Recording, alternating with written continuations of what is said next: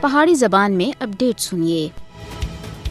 مقبوضہ جموں کشمیر دے لوگ حق خود ارادیت دے واسطے اپنی جدوجہد وچ کلے کسے بھی صورت وچ نہیں۔ پورا پاکستان کشمیریاں دی آزادی دی جدوجہد وچ انہاں دے نال غیر متزلزل طور دے اوتے کھلوتا ہے۔ پاکستانی مقبوضہ جموں کشمیر دے مظلوم لوکاں دے درد کو اچھی طرح محسوس کرتے ہیں۔ پاکستان کشمیریوں کو کسے بھی صورت وچ حالات تیرے مکرم دے اوتے نہیں چھوڑ سکدا، لہذا دنیا بھر دے آزادی پسند لوگ جدوجہد کرنے والے کشمیریاں دے نال اپنی حمایت جاری رکھن۔ پاکستان دے army chief field marshal Asim Munir دے کشمیر دے اوتے زوردار الفاظ سن مظلوم کشمیریاں دے حوصلے مزید مضبوط کیتے ہیں۔ کشمیر دے اوتے کوئی ڈیل ممکن نہیں اور اساں اس کو کسی بھی صورت وچ بھلا نہیں سکتے۔ فیلڈ مارشل عاصم منیر دا پرعزم پیغام بھارت دے واسطے کشمیر دے عالمی مسئلے کو دبانا ہون ممکن نہیں رہا۔ بھارت تنازع کشمیر کو دبانے دی کئی سالاں دے ناکام کوشش جاری رکھیا ہوا ہے۔ فیلڈ مارشل عاصم منیر ہونا سن جڑے ریمارکس کشمیر دے اوتے دتے ہیں اس تے پاکستان دے غیر متزلزل اور اصولی موقف دی عکاسی ہوندی ہے۔ پاکستان